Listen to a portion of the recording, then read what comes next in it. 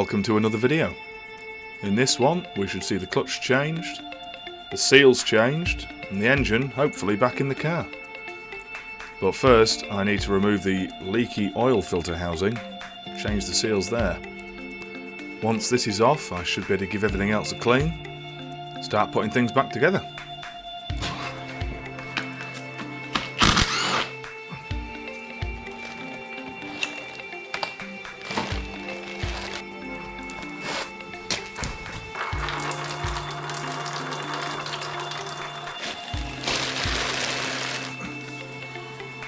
Leaks all the time. I can't understand.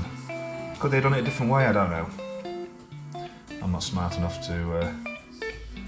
But all I know is this leaks constantly.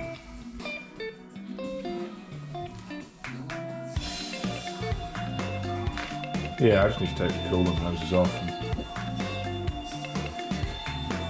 go pick up another one of these. First job I need to do is tidy, because it is a crap hole in here.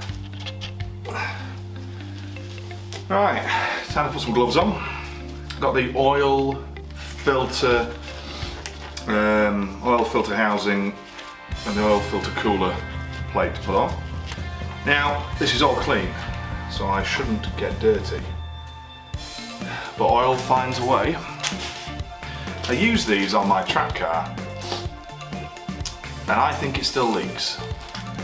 So on that basis only, I'm going for eBay special. Could do with finding out where the bolts are for that. Right, I just cleaned up in the parts washer, you know, trying to do a somewhat half decent job, so.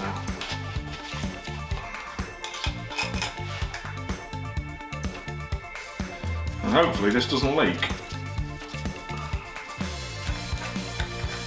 because it's a bit of a pain in the ass to do when it's in the car. Yes, that's tight enough. Right, now I want to change these oil cooler plate seals.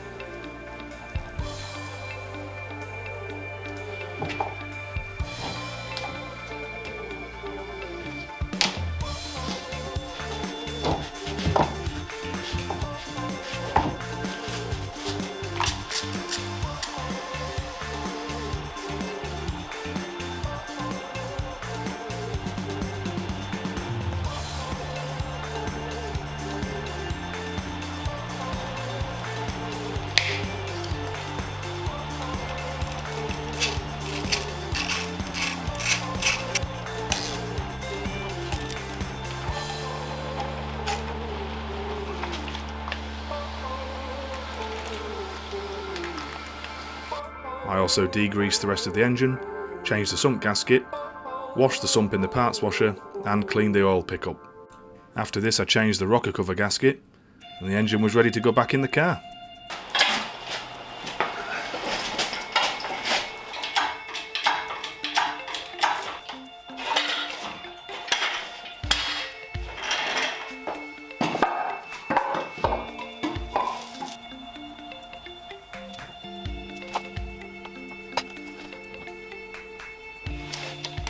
I wanted to change the main seal and at the same time give all the other parts that were basically covered in oil, like the alternator, starter motor and a few other brackets, a good clean.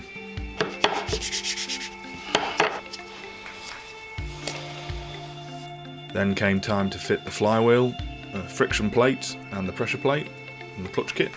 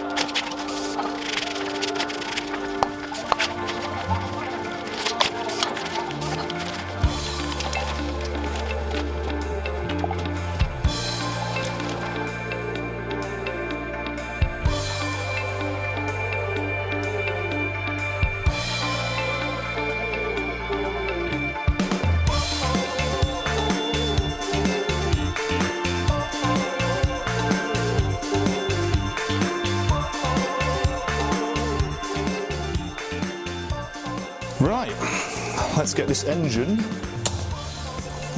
back in the car.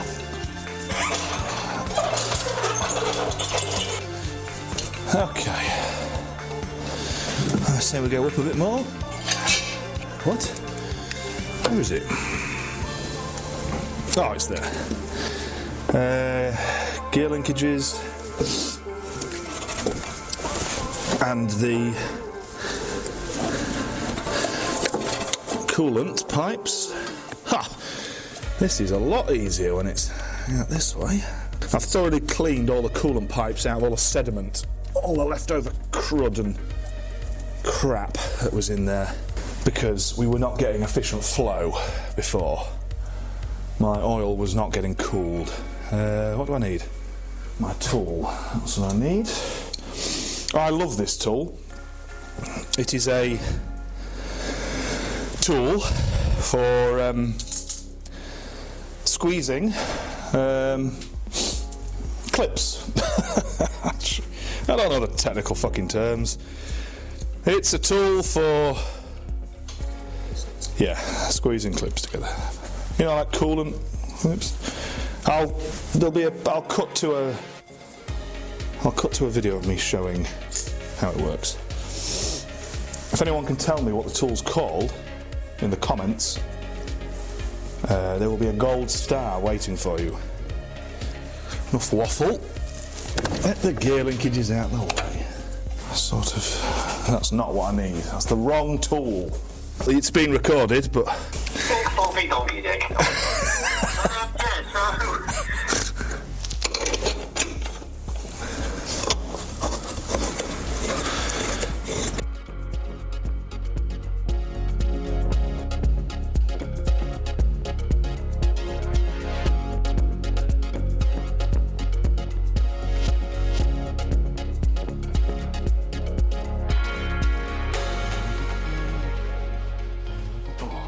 tea.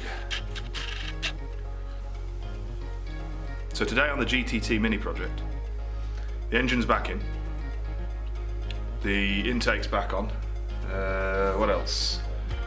One drive shaft is in, one. What else have I done? Nothing. But that's what today's for. I want to start the engine today. To be quite honest with you, I want to back the car out of the garage today. Reminder to myself to tighten the sump plug after I decide to leave the car for a couple of days on the ramp, because there's just a nice little puddle of oil waiting for me. You know,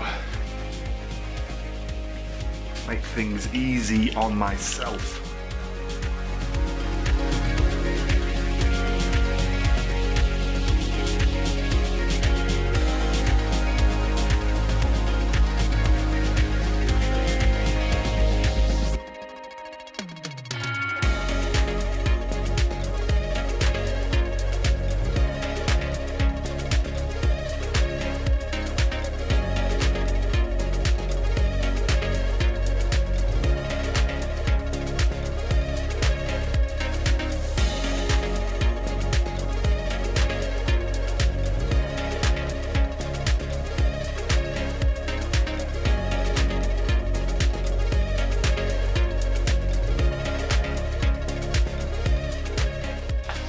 Okay, so I've put the car back together.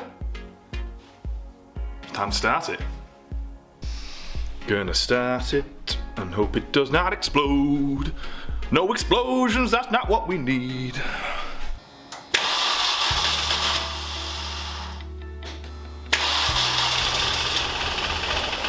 One, two. Wait a minute, have I got them on wrong? Yes, I fucking have.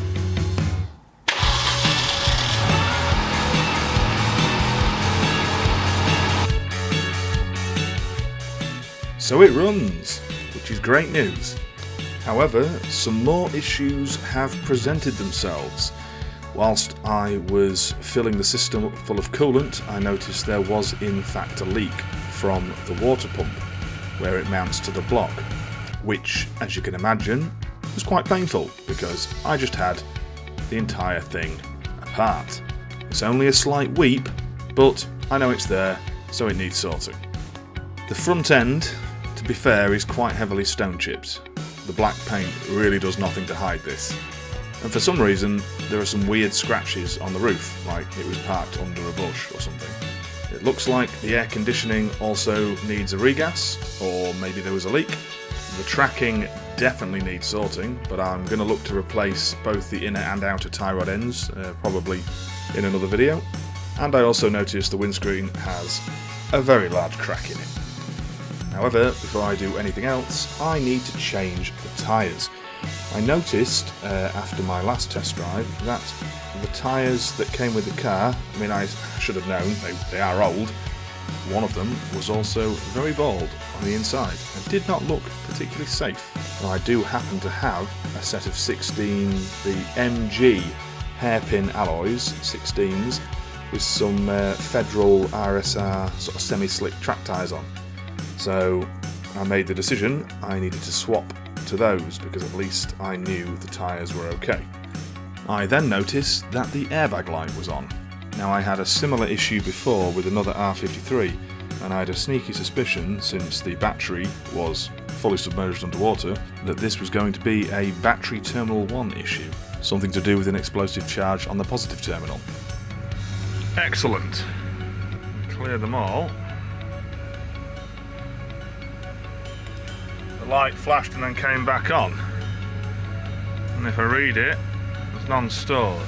I think this is the battery terminal. Jobbies failed. Luckily I have a spare. Over there. What is it about me test driving things and the exhaust dropping off?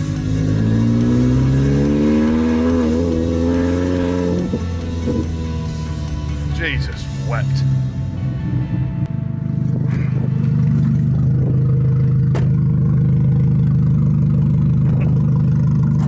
Yep. That is no longer attached. Next time, I find the reason for all the noise, I take my Christmas break, and then I decide, do I need 2 minis in my life, or just one really fast one?